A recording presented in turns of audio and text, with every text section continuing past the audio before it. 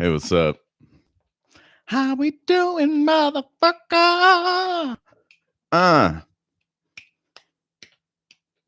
Okay, so if I've gotten my chapter titling squared away, we're in book 2, chapter 23. Now, who's this chapter about? Ayana? It's gotta be Ayana. 13. Ayana. Horace, come in. Repeat. Horace, come in. This is the Sturmvolk coming in. Over. Ayana had taken charge of the mic for Faline, who'd gone to raid the armory. Sophris and Joran were frantically attempting to access the ship's computer with no luck. Ayana lamented their decision not to bring Grundle. He would have had this ship online and accessed in 30 seconds. And without the hub, they couldn't even talk to him. Now they finally had access, but he was nowhere to be found. Goddess, what a shit show. Horace, come in. Repeat. Horace, come in. This is the Sturmvolk. Come in. Over. Lady Stargazer! It was Nemirius. Lieutenant, what the hell is happening over there? There's a monster.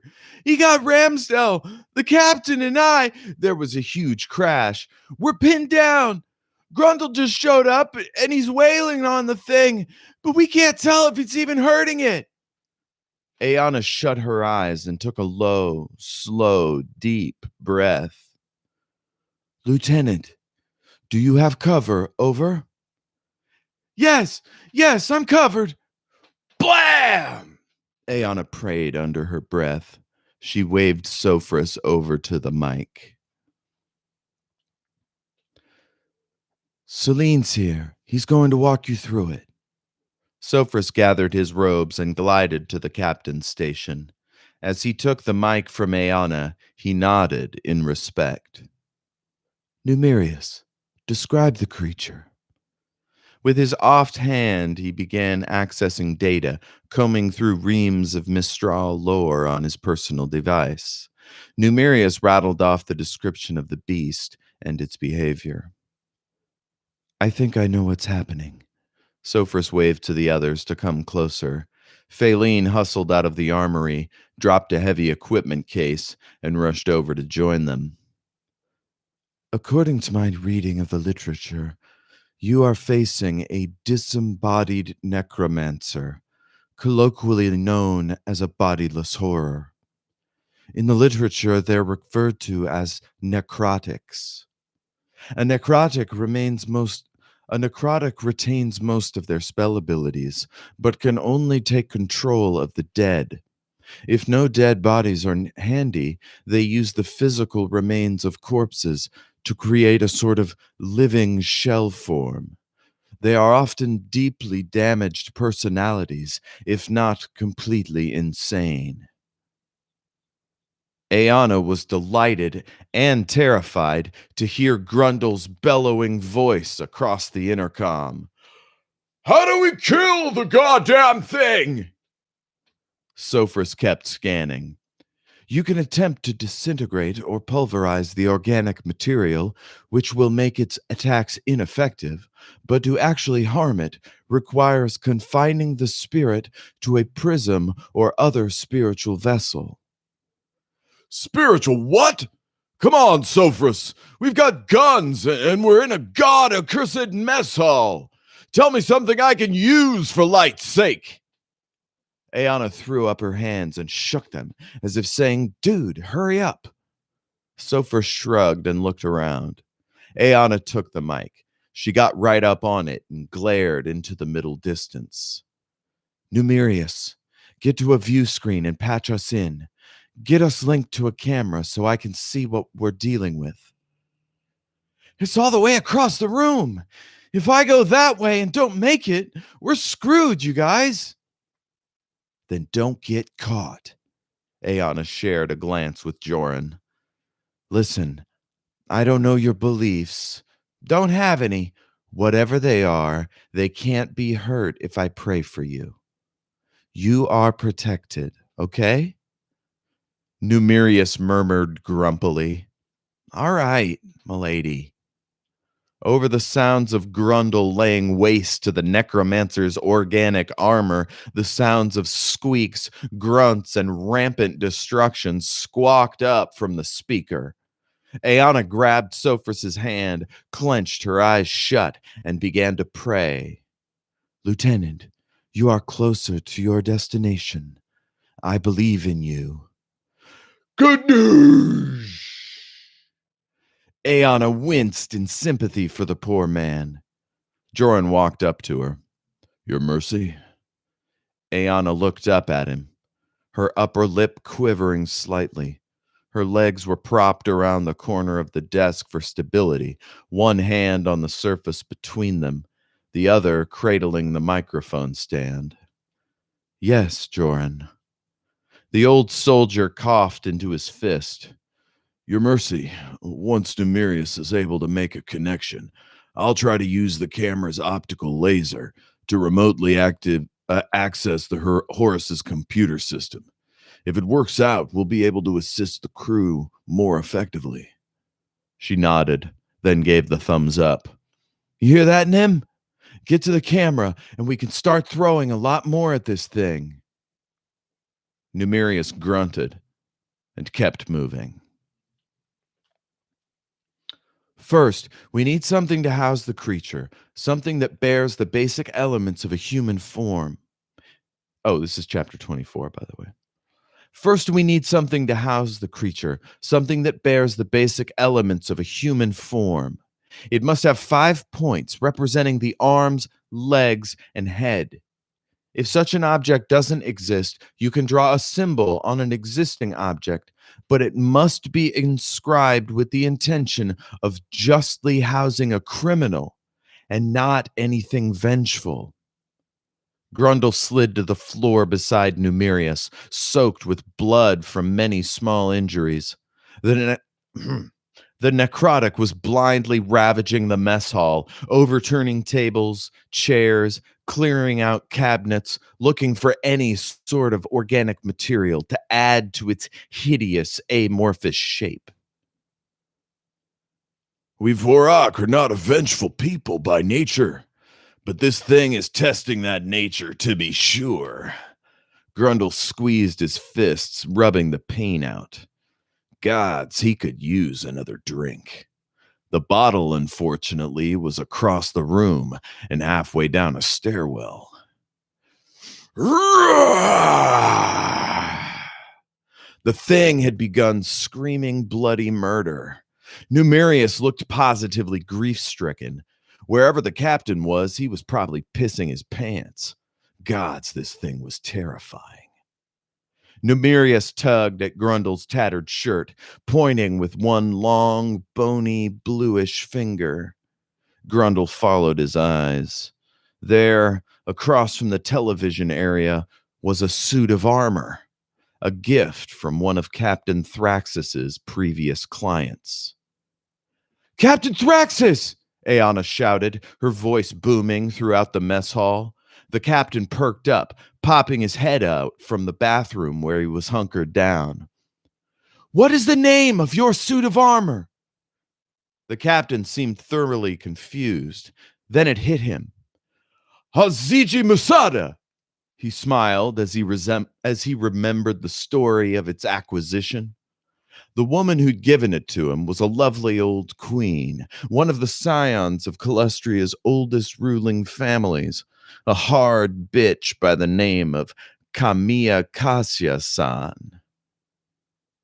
Grundle, did you hear that? He nodded, rolling onto one knee, a long stream of spittle dangling from his lips. Good.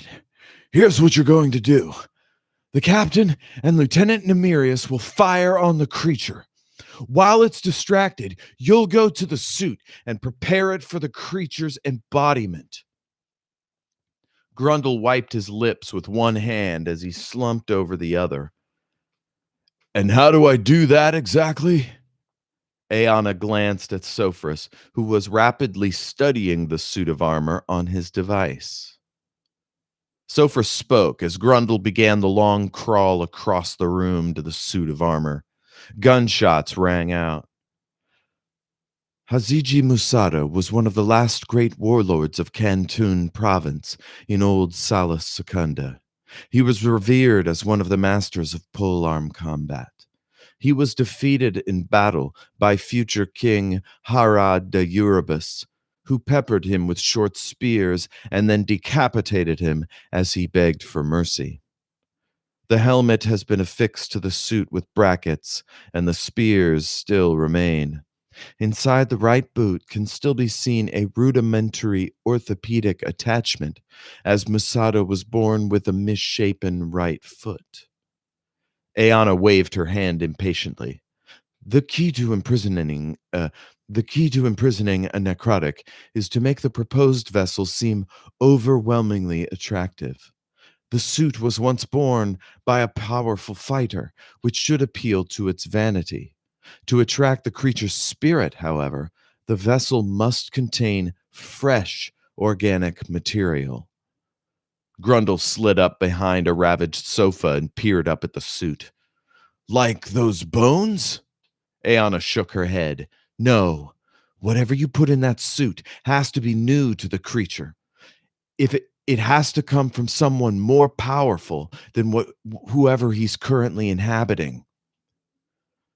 That shouldn't be hard, considering he seems to be inhabiting a roast chicken at the moment. Ayana chuckled. Grundle, you're going to have to bleed inside the suit. Grundle looked down at his blood-stained pants. That should be doable. Once the blood is inside the suit, the creature will become aware of it. That's when you must begin the incantations. Grundle sighed.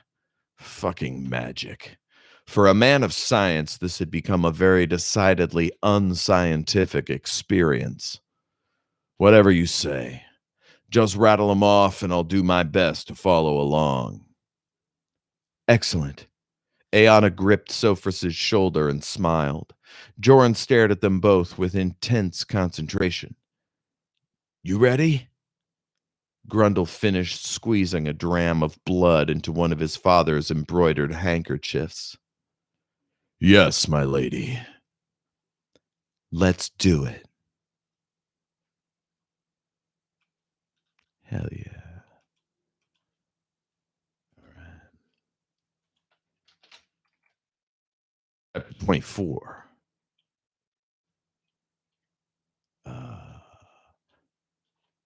Chapter 24. Grundle.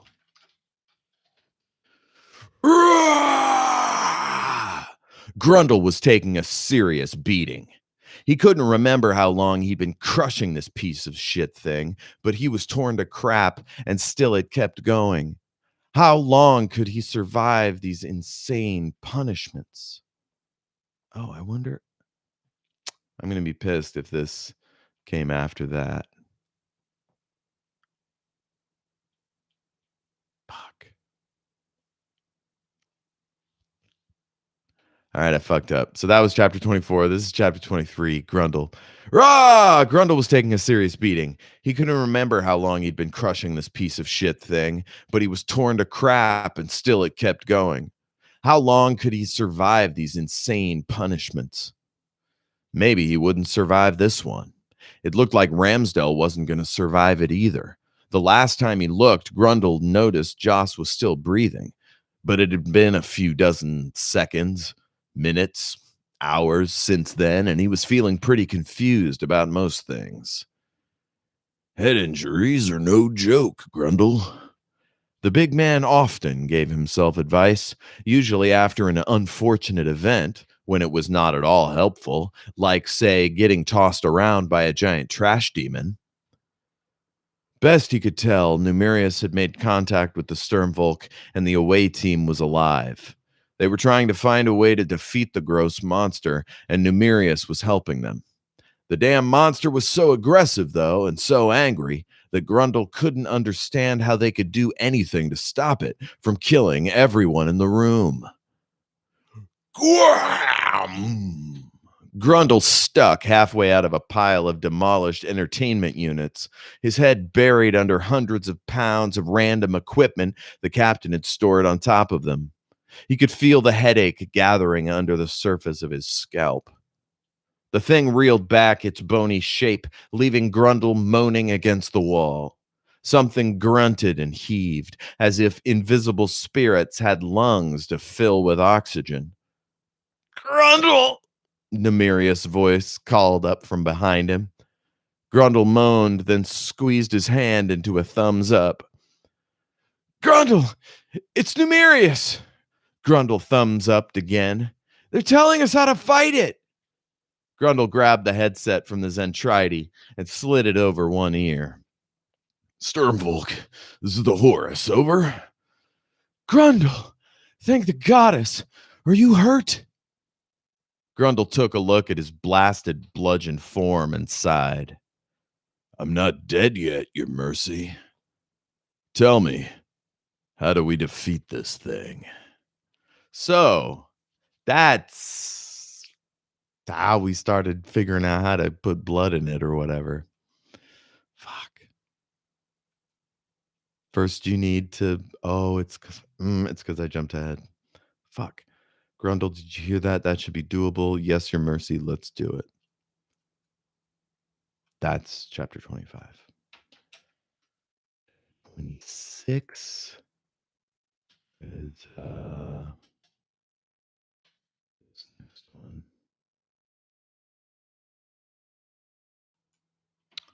Grundle clutched the handkerchief to his face and smelled the blood, as per his bizarre instructions.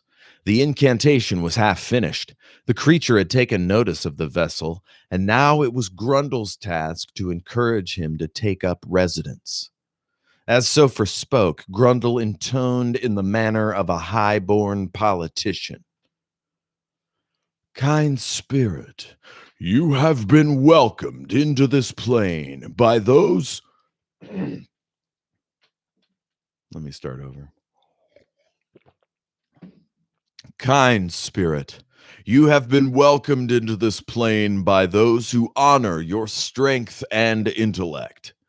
A home has been fashioned for you in the form of this being. He was once Haziji Masada, scourge of slave and peasant, master of all kingdoms and servant to none. To you has been cleared the path. All that is left is for you to walk it. Grundle rose to his feet, bowing low as the bone-swirling shape drew near. He was shaking like a shear house in a slant wind. The gunfire had ceased. The music, which had been playing throughout the conflict, had apparently reached a quiet point. Every muscle in Grundle's body was at attention, and yet he felt perfectly calm. Dust motes shone in the fluorescent light. He remembered his childhood dog, Rumpley Cosbert. Odd time for wistful memories, this. Then he heard its voice in his mind, and his stomach turned over. This is mine. Grundle breathed, slowly. Rumpley had the softest fur, and that tongue so sloppy. What was happening to him all of a sudden? Was this monster dulling his brain? Aeona spoke, calmly and with power. Creature, you are hereby granted access to the remains of Haziji Masada. Enter. The path is clear. The creature slumped, stretched, expanded, then suddenly and without any warning, the bones, flesh, and other gore collapsed to the floor with a sickening splash. Grundle grimaced as bits of disgusting glop splashed onto his face. I don't like that I said splash so close together.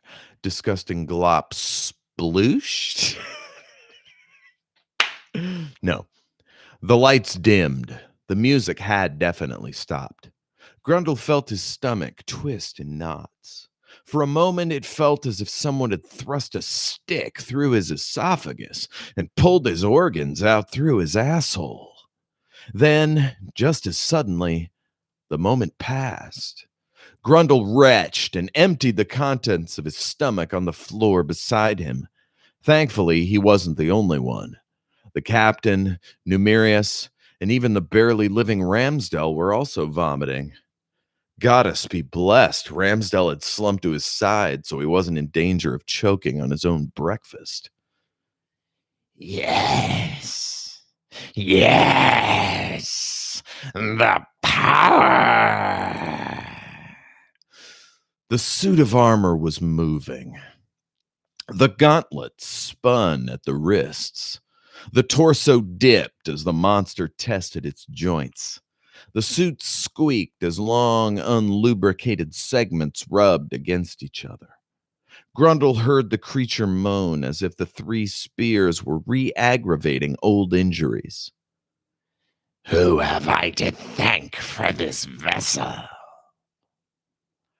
Grundle was silent. He hadn't yet received orders on how to handle this new threat. Suddenly, he saw the captain stride from his spot near the restroom, pistol at his side, jaunty captain's hat in hand. Thraxus bowed low and smiled like a carnival barker. Captain Adelaide Thraxus, at your service. And to whom do I owe this pleasure? Sujalista de Crom, master of the night's long sleep. You take each breath by my leave. The captain smiled tighter now, eyeing his fellows with some trepidation. As you say. Now, how can I be of assistance, Master de Crom? The creature scanned the mess hall, its menacing visage centered on Ramsdell, his shaking, bone-pierced frame hugging the side of the refrigerator. The waterman. Bring him to me. I wish to draw him to the shadow of the black light. The captain stared at Grundle, wide-eyed, as if to say, "What the fuck do we do now?" Grundle stared back blankly. Aeon, it wants Ramsdell. What do we do? Grundle whispered into the headset's microphone, trying not to betray any concern to the soulless thing towering above him. Sophris responded, It's important to keep the creature from gaining a weapon.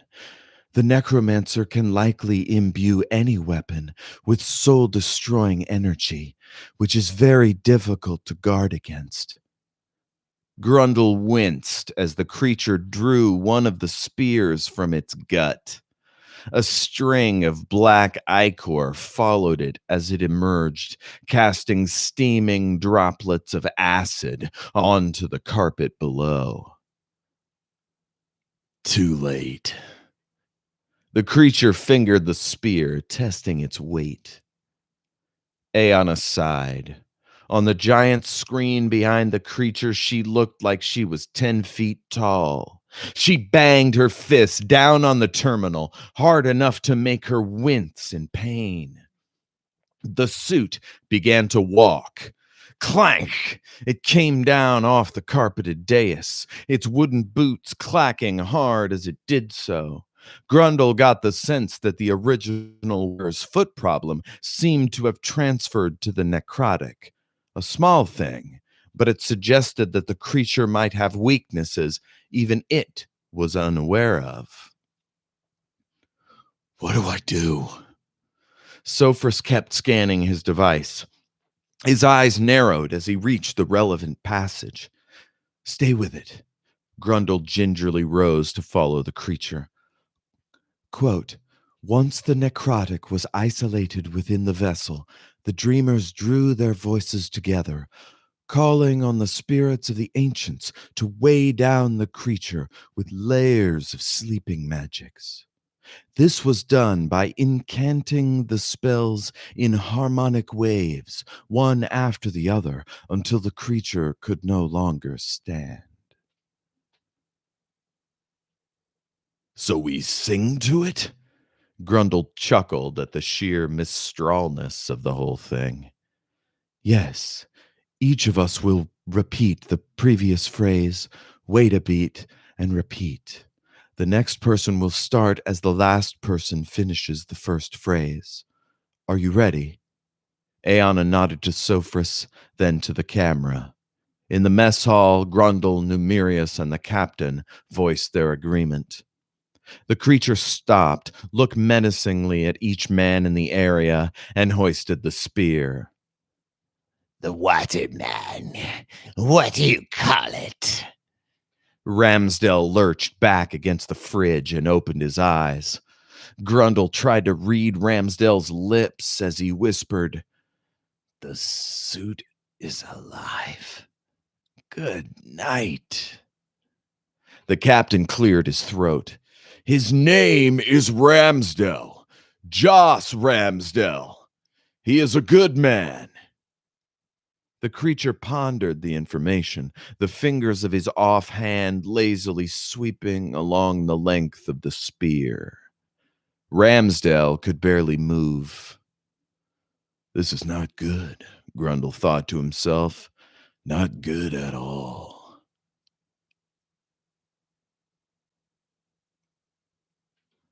So I went a little bit longer than expected. I got my chapters a little wonky, but I think that was chapter 26. So anyway, I hope y'all are having good quarantines. It's been good talking to you. And catch you on the flip side. At El Jefe Tacoma on Twitter, at EIA Podcast, awesomepod.squarespace.com, Jeff Richardson, Facebook, all over the place. Share your shit. Get at me. You know the deal. Rate, review, subscribe, iTunes. Everything is awesome. Shadow Worlds RPG. It's like a song now. It's too many credits. Peace.